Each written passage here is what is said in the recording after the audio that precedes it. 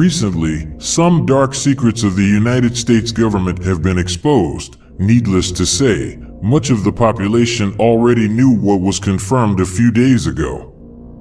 But above all, there are stories that have never been given a voice, which is why today I am sharing two accounts of what is happening at this moment, one in a morgue in the United States and the other in a funeral home in Mexico.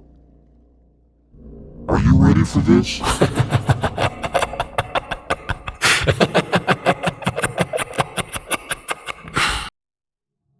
The strange body that melted. I'm Franco, and today I'll tell you about a case that happened in a morgue in the United States, specifically in Oklahoma, where my friend Alfred worked.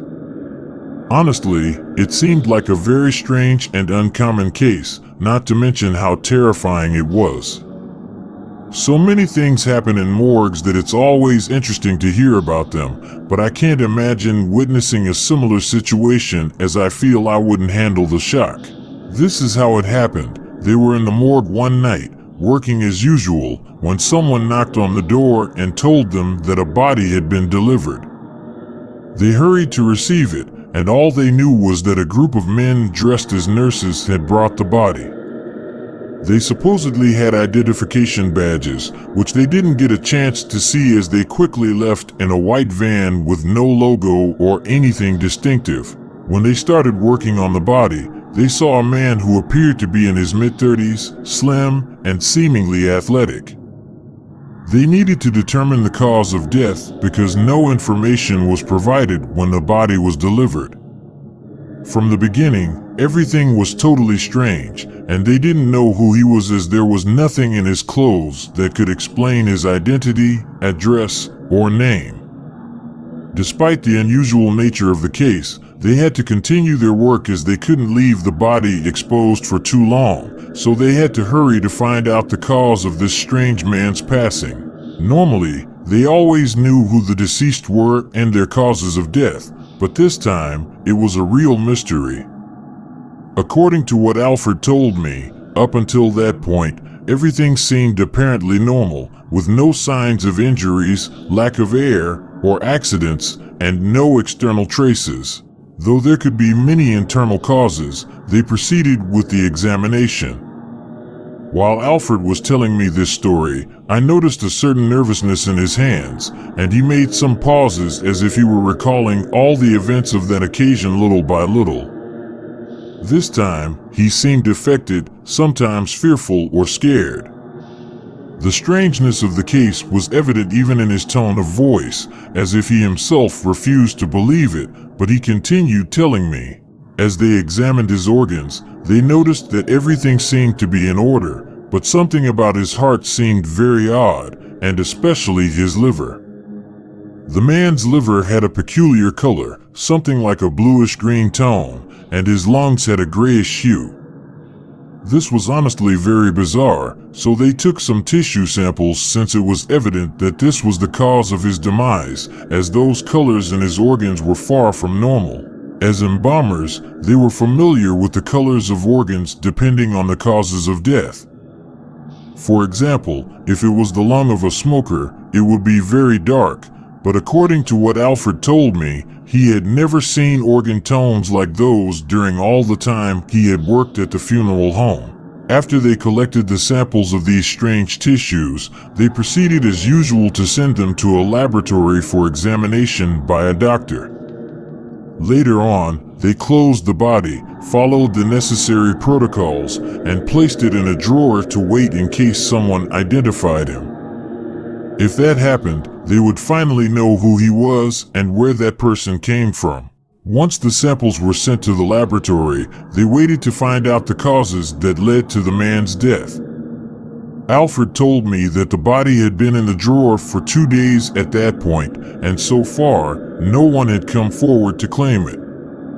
They would have to wait a little longer, and Alfred and his colleagues continued with their work because, unfortunately, there is no rest in morgues. Unintentionally, they momentarily forgot about the strange body in one of their drawers. On the third day at that place, something disturbing would happen. One of Alfred's colleagues would check on the man's body, as they needed to see its condition. If they hadn't found any relatives by that point, they would have to embalm it to prevent decomposition, since even though it was in the freezer, they still had to periodically check it as the time to remove it would come. When Alfred's colleague opened the drawer, the man looked intact, or at least that's how it seemed. There were no changes so far, and everything appeared to be in order. He didn't want to touch it to avoid disturbing what appeared to be fine, so he closed the drawer, and they continued with their routine. The next day, they received a call from the laboratory where they had sent the tissue samples, and that's when everything started.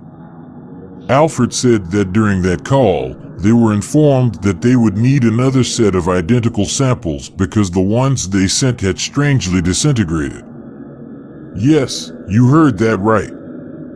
They had liquefied, which was very unusual. It wasn't the first time they had sent samples when they weren't sure of the cause of damage, as they needed to provide the best explanation to the families. However, what they heard on the other end of the line was far from common: human tissue samples liquefying. It was truly something hard to believe. They reported this to the medical examiner in charge of the morgue, and their boss instructed them to take new samples, as this was certainly not a usual occurrence. Maybe due to the strange circumstances surrounding this body, they would have to do the work again. They had also frozen the organs with the peculiar colors. So they went to where they had stored the remains and took more samples to send back to the laboratory. This time, they noticed that the parts were much softer, and the previously strange colors had slightly changed to a lighter shade. As they were about to close and seal the containers for shipment, they wondered about the identity of the man they received a few days earlier. It was very strange that no one had inquired about him yet. According to Alfred, he arrived in regular clothes with no identification, and they had no information about the people who left him there with them. He also wasn't sure if their bosses had planned this and were keeping it hidden. Before sealing the samples, Alfred could see, inside the special containers, the samples starting to melt as if they were ice cream under the scorching sun, turning into a pool of foamy liquid. It was genuinely horrible, as Alfred described it, and he showed me his arm hair standing on end as he recalled that scene, saying, "I feel the same way on my neck." It was like he was reliving it again. It left an impression on me that I can't forget, and it led me to quit that job. He continued with his account. They kept looking at the man, and he was melting as if he were a candle or as if you passed a flame over a wax figure. Slowly, he was liquefying, and drops formed a pool of disgusting foamy slime. Apart from the shock, we were filled with horror and disgust. Even though we were used to seeing many things, like accident victims in all forms, we had never seen anything like this. We couldn't understand how a body could melt like that. The most astonishing part was that the body completely melted away, leaving no bones, just that strange and viscous liquid on the floor, emitting a foul odor. Alfred continued, saying we didn't know what to do, so we informed the authorities because we couldn't identify him anymore. There was no way. We only had that liquid on the floor, and the samples never reached the laboratory. We were clueless until that moment, and everything was out of our hands. We called the laboratory to ask if they could analyze any remains. They had to find out what was going on, since the same thing happened with the organs and the body. We hurried to collect some samples as the liquid was spreading horribly across the floor.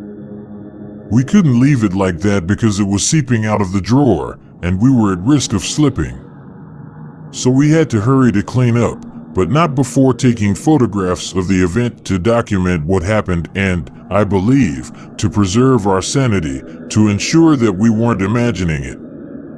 Even in our worst nightmares, we would have never thought of something like this. Cleaning and decontaminating the entire room was an ordeal, truly grotesque.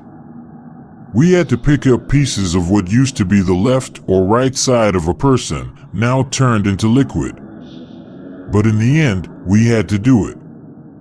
We made several trips to the bathroom, struggling with nausea as we cleaned.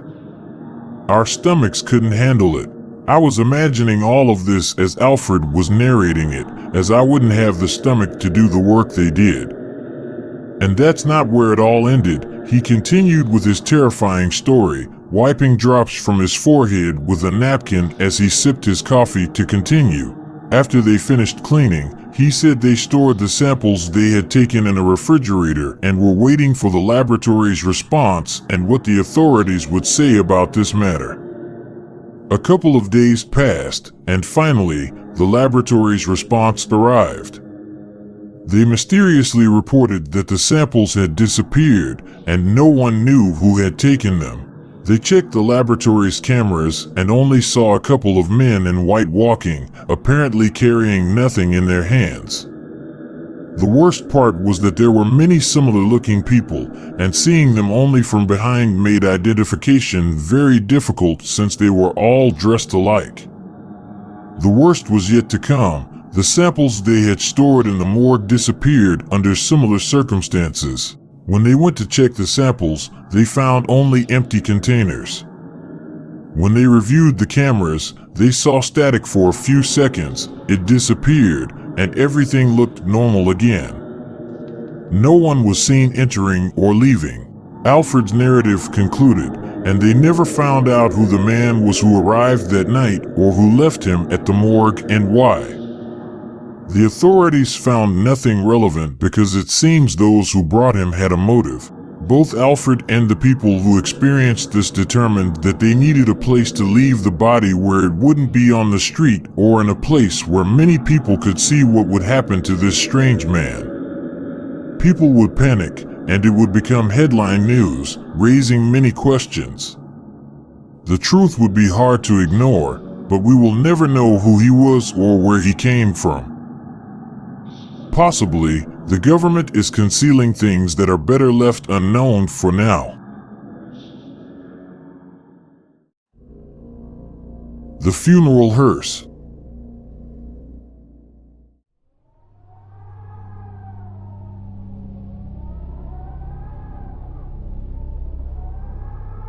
This story was told to me by a friend who works in a funeral home. The events happened in Mexico City, where my friend unfortunately experienced many events in that funeral home to his terror. My name is Cesar, and this is the first of the terrifying experiences that he lived while working at the funeral home. My friend's name is Alejandro, and he perfectly remembers each and every one of the paranormal events at that job. One afternoon, Alejandro and I met up after a while of not seeing each other. He invited me for lunch, and luckily I didn't have to work that day. I just had a few errands to run. We met in the city center, and as we all know, there are plenty of restaurants and eateries around there. So, I accepted his invitation, and we found a small place where we could catch up on what was happening in our lives. We entered a restaurant and started chatting while waiting for our food to arrive. After talking about many things, we got to the topic of our jobs. I was particularly interested when he told me he had worked in a funeral home just a couple of months ago. Of course, I couldn't miss the opportunity to ask him what it's like to work in such a place. Naturally, one has many questions about it, and while sipping our drinks and eating, we discussed some everyday things. He told me that it is indeed true what is said about those places, that they are unexplainable occurrences. That afternoon, he shared a case with me, and now I'll share it with you. Alejandro said that one morning they had to take a coffin to the municipal cemetery. It was a young lady, about 20 years old, slender, as he had seen the day before during the wake. The sadness on the girl's face was evident, and he even thought she looked that way because, he assumed, she had passed away at an age when she had her whole life ahead of her. The family was devastated, and understandably so. Alejandro and two other colleagues went to get the casket to place it in the funeral hearse. They entered the funeral home, where the family members of the deceased girl were still gathered, and with all the respect they should have, they asked for permission to take the young lady and place her in the hearse. As you know, before doing that, they had to remove the candles and the wheeled bases to take out the coffin. They did so, and up to that point, everything was in order. He even mentioned that they had to close the lid of the coffin as it was still open, and they could see the girl through the glass. As they lifted the coffin and placed it on the base to carry it outside, they began to feel that it weighed a little more as they moved it. They thought that maybe the base was the reason why it felt so heavy for the young lady. Perhaps one of the wheels was faulty or stuck, although it was very strange because it wasn't the first time they used it.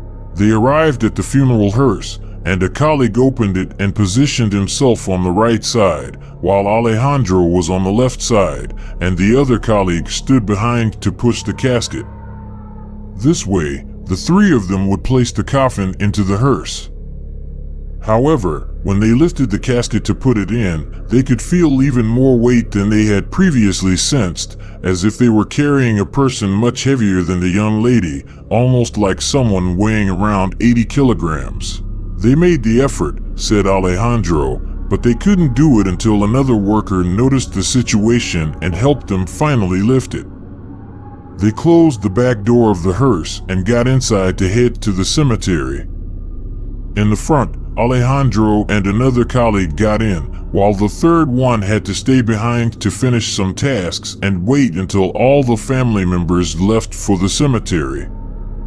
Besides, they were already expected at the cemetery to help them lower the casket. There was a comment that one of the colleagues whispered to them before saying goodbye to return to his work at the funeral home, and it resonated in the minds of those men who embarked on the journey to the young lady's final resting place. He said, "She weighs so much because she doesn't want to leave yet." He knew it was one of the ways the deceased refused to depart to their eternal rest. This colleague who made the comment was a mature man who had been working at the funeral home for a long time, but at first, they didn't pay much attention to it and continued on their way to the cemetery as they had to arrive at a certain time. Alejandro recalls that there wasn't much traffic that day, but as they continued, something strange started happening to the hearse. It would jerk every once in a while, as if it wanted to stall or something similar. This was undoubtedly very odd, and they feared it might break down. They decided that as soon as they could stop, they would check what was happening.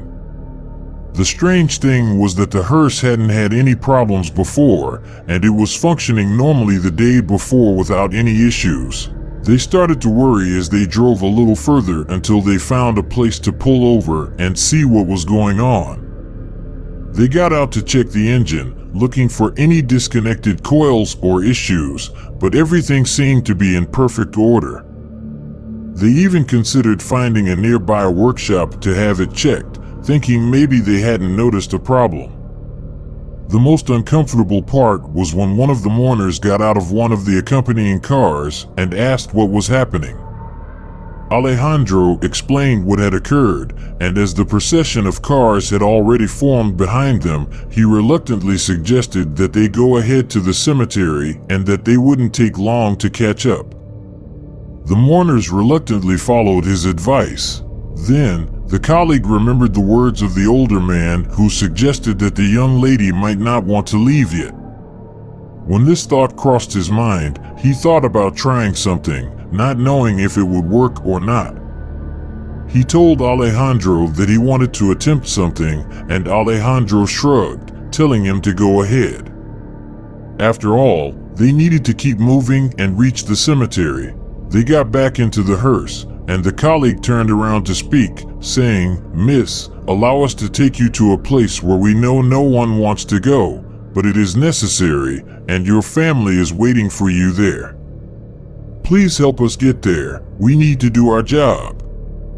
Come on." After finishing these words, he looked at my friend Alejandro. He was left wondering why the colleague had done that. Could it be true what the other colleague had said? After all, the older man told him they had nothing to lose by trying. They waited for a while, and then the colleague told Alejandro to try starting the engine again, but not before saying to the lifeless body behind them, "Miss, let's go now." Then, he made a gesture to Alejandro to proceed to start the engine and continue their way to the cemetery. Alejandro did as instructed, and to his surprise, the hearse moved forward smoothly again. My friend said he was truly surprised, but it was time to keep going because, despite everything, he feared that the hearse might stall again. So, he hurried to reach the cemetery. When they finally arrived, they registered to enter the cemetery and hand over the coffin to the people waiting there. Once everything was ready, they opened the hearse and placed the bases to pull the coffin out. Alejandro got back inside the back to push the casket while his colleague and the other men waited. With a superhuman effort, he pushed the casket, and although the men who were supposed to pull it made another enormous effort, the coffin still weighed too much. Among the three of them who were at the bottom, they began to pull, but even with Alejandro getting back down to help, the four of them couldn't move the casket. It was too heavy. Even one of the cemetery workers said, "The man they are carrying must be very heavy," but all of them insisted that it was a slender young lady. Not weighing as much anymore, and again thinking about what had happened earlier, Alejandro's colleague made a signal and approached the coffin. He whispered something very softly, and after a while, he told everyone, "Pull again, let's see if we can lower the casket now." They did as instructed, and mysteriously, the coffin became lighter, allowing them to hand it over for her loved ones to give her a Christian burial. They left the cemetery to return to the funeral home, but on the way back, Alejandro couldn't resist asking his colleague what he had said to the young lady when he approached the coffin. The colleague replied, "I just told her the truth. Miss, we have arrived at the place where you will rest. Be at peace, your family is waiting for you. It's only a farewell for now. When God decides, we will all join you at some point. Please help us finish our job so you can be with your loved ones, and we will pray for you." This is a reality. After all, it is true that many deceased individuals do not want to leave this world, and they struggle to say goodbye. They find a way to cling to this plane and make it known in a very particular manner.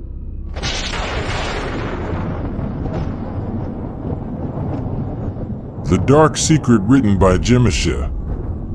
The goddess of darkness.